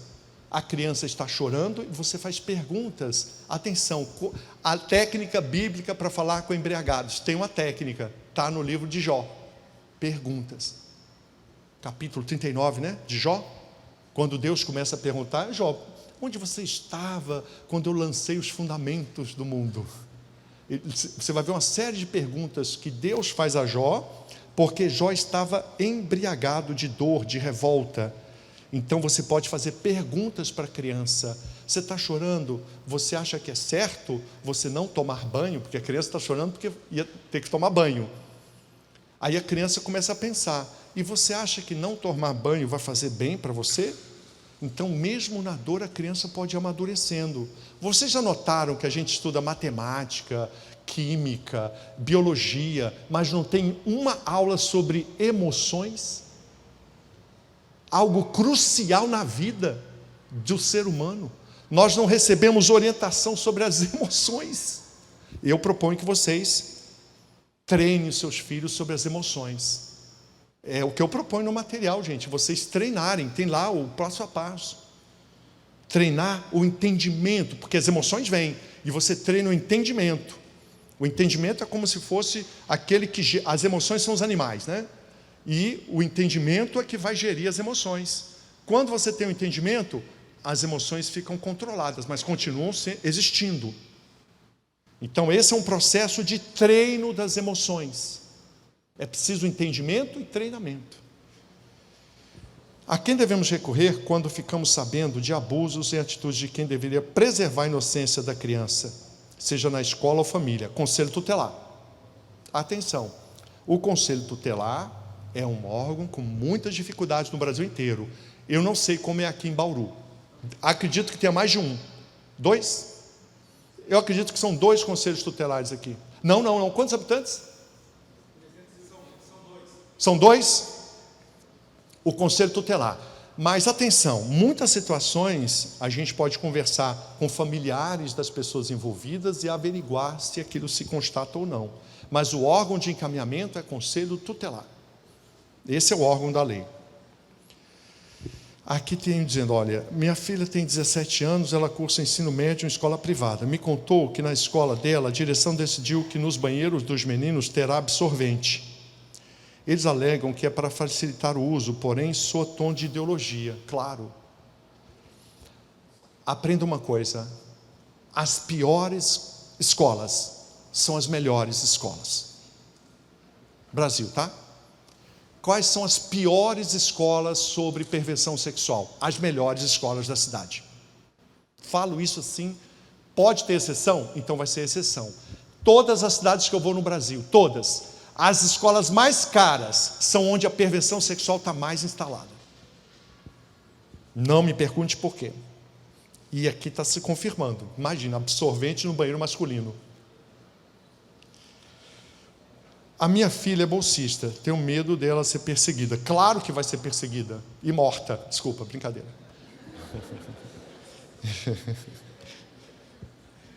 Então, ficar calada. Como devo agir nessa situação? Fique calada. A sua filha está num ambiente hostil, amalequita. Então, mantenha a fé e dê informações a ela. Porque é isso que está acontecendo. Infelizmente.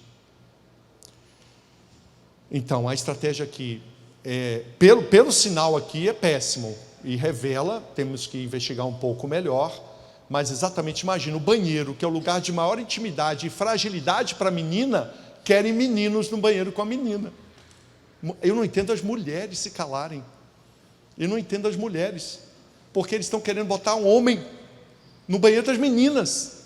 E as mulheres, não é com a gente, né? Que isso? Quem está em risco com essa questão de banheiro são as meninas. Compreendem isso ou não? Porque não está difícil um adolescente colocar uma saia para entrar no banheiro feminino, tá? É uma loucura? Pergunta aos homens aqui, quando você era adolescente, você colocaria uma saia para ver as meninas no banheiro? Não, né? Nossa, homens sérios aqui. Muito bem. Os adolescentes realmente não fariam. Você imagina um adolescente, um menino de 14 anos, que é a pureza, é aquela coisa que... Uma freira, claro que ele não vai querer ver as meninas peladas. Vocês imaginam isso? Não é verdade? Um adolescente jamais faria isso. Não é? Vocês imaginam algum adolescente em Bauru fazer isso? Não consigo imaginar.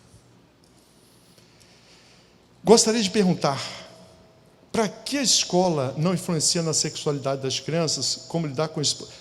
Amigos, aí é o livrinho, tá? Vocês vão ter que ler o livrinho, Querem Calar a Igreja Cristã, a estratégia da perversidade sexual. Está escrito nos livros do socialismo. O socialismo quer erotizar as crianças de qualquer jeito. Essa é a estratégia do socialismo cultural. Erotizar as crianças para destruir a família monogâmica. Isso está escrito em livros, não tem segredo aqui mais. Diante da internet, como podemos abordar a sexualidade do corpo em uma criança de 10 anos? Sim, infelizmente, o grau de perversidade a que as crianças de 6, de 8 anos estão expostas, pai, só lamento.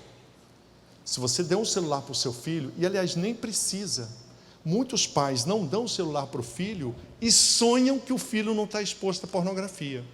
Esqueceram que tem recreio na escola, né? O que é o recreio? Acesso ao celular dos coleguinhas. Esqueceram que nas festas da igreja tem um monte de menino com celular. Só isso que a gente esqueceu. Então você está crendo que botou um aplicativo no celular do menino e você está controlando porque o aplicativo mostra para você. Repita comigo. KKK. Essa é a manifestação de...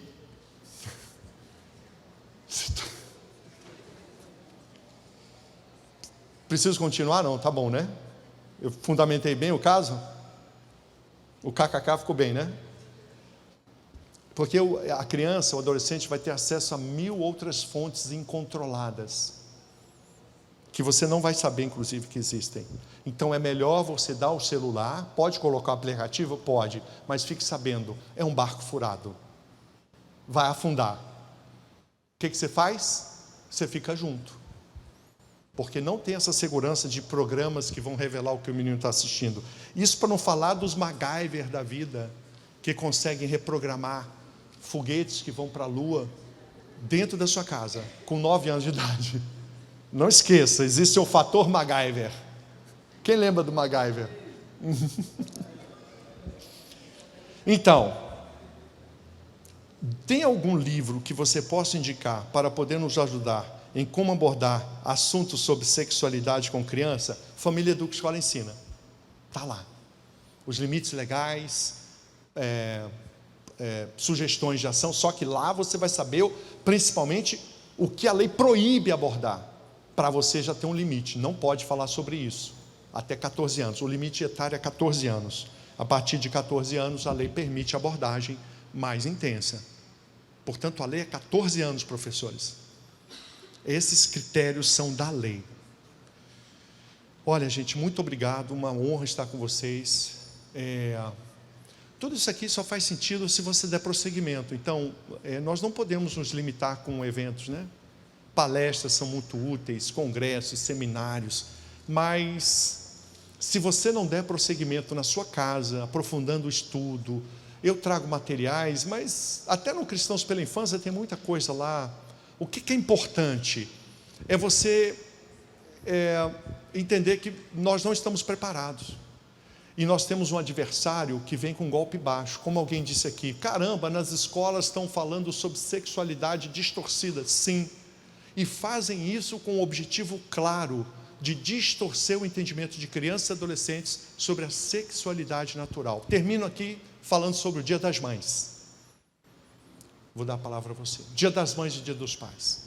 A lei brasileira contempla com a mais alta dignidade os direitos da família natural, artigo 19, artigo 20 e 22 do Estatuto da Criança, e a própria Constituição, quando se refere à união entre homem e mulher. A família natural é aquela formada pelo pai e pela mãe que geraram a vida, a criança. Então, há uma lei, inclusive no Brasil, que permite ao Ministério Público propor ações de paternidade para que o pai seja reconhecido como genitor da criança. Perceba a importância que a lei dá à paternidade biológica, à maternidade biológica. Por que a lei sobre os pais? Porque mãe não é difícil descobrir quem foi, né? A mãe normalmente não tem dúvida, né? Quando é mãe, né? Vocês entenderam, né? Complexa a coisa. Já o pai, muitas vezes, só a mãe sabe. Por que eu estou dizendo isso? Porque a lei, ela designa como um direito fundamental das crianças conhecer sua paternidade biológica, a ponto de dar ao Ministério Público o direito de propor contra o pai biológico uma ação, para que ele seja reconhecido como pai na certidão da criança. A lei, o Estatuto da Criança, é categórico em dizer que a prioridade é da família natural. O que é família natural? Formada pelo pai e mãe biológicos. É um direito da criança saber quem é seu pai e mãe biológicos. Portanto, comemorar o Dia dos Pais e Dia das Mães é um direito da criança. Ah, mas tem criança que não tem pai nem mãe, ou tem 2 pais, ou tem 2 mães. Atenção, isso não tira o direito das outras crianças, que deve ser fortalecido nela o vínculo familiar, é pai e mãe. Mas por que eles querem acabar com o Dia dos Pais e o Dia das Mães? Por um motivo simples.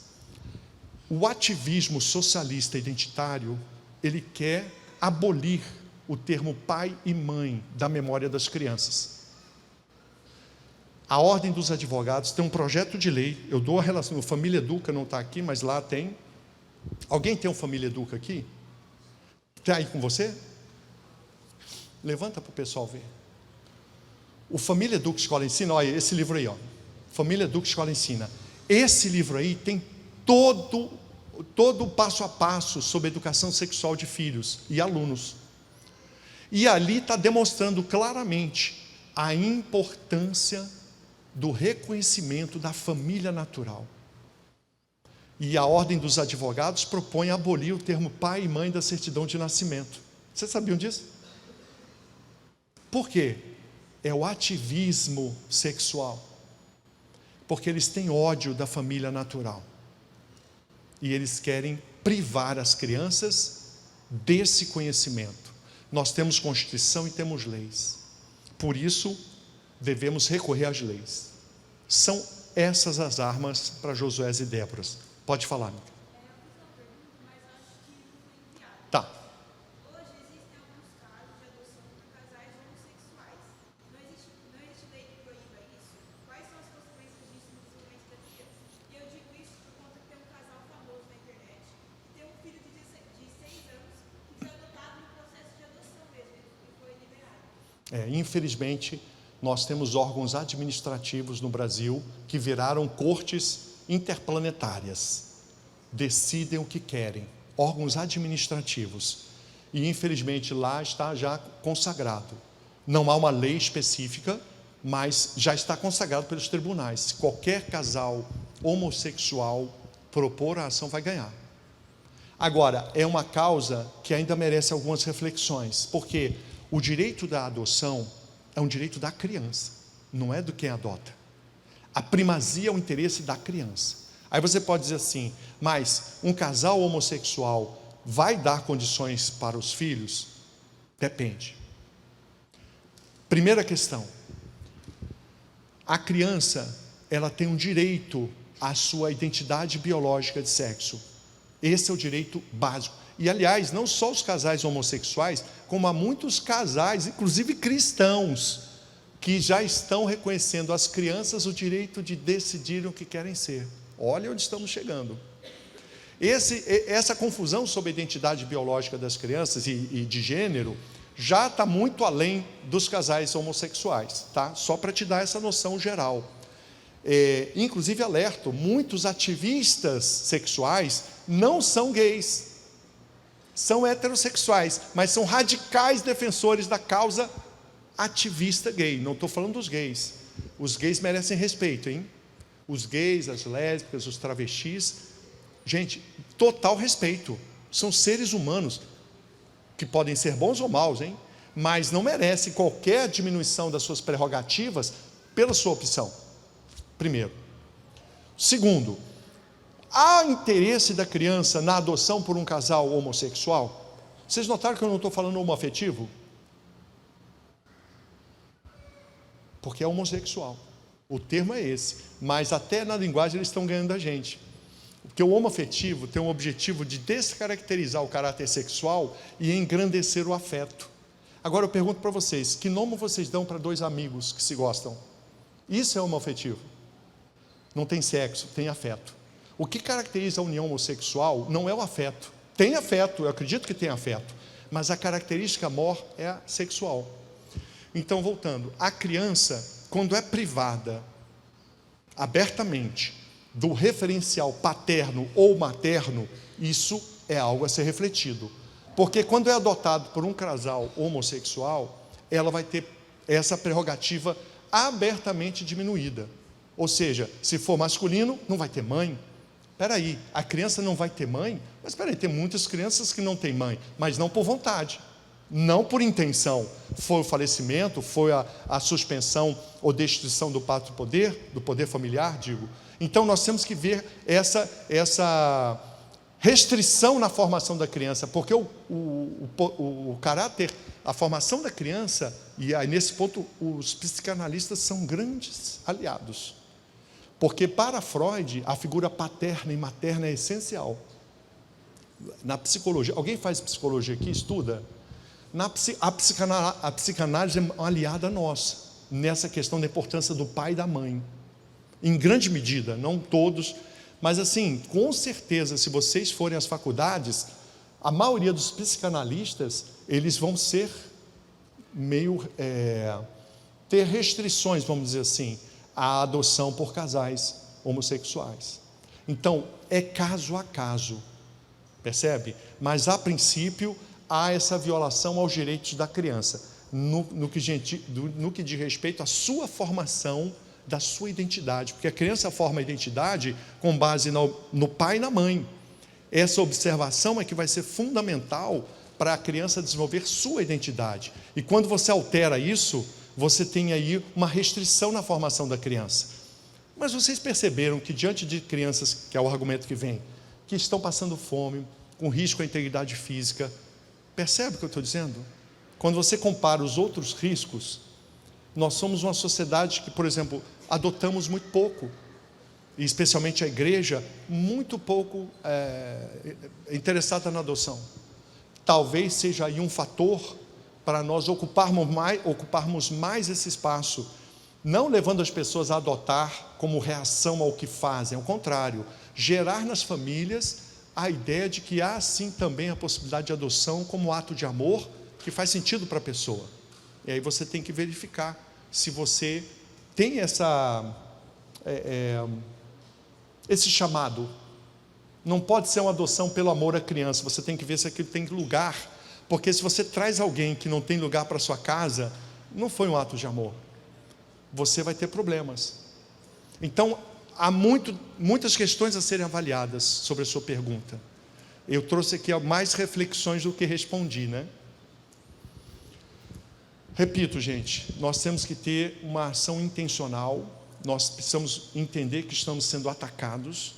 Não é um ataque apenas à igreja, não é isso, é um ataque aos direitos da criança. A criança tem que ser o nosso alvo de proteção. Esse deve ser o nosso discurso, a proteção da criança. Eu estimulo vocês a se prepararem, darem continuidade, e eu espero voltar, estaria à noite aqui de novo, né? Mas eu espero que depois desse tempo com vocês, a gente tenha um tempo com aqueles que vão realmente querer transformar Bauru, que vão querer fazer a diferença para as crianças da cidade. Deus abençoe vocês, e à noite temos mais às 20 horas, né, pastor? Fiquem com Deus.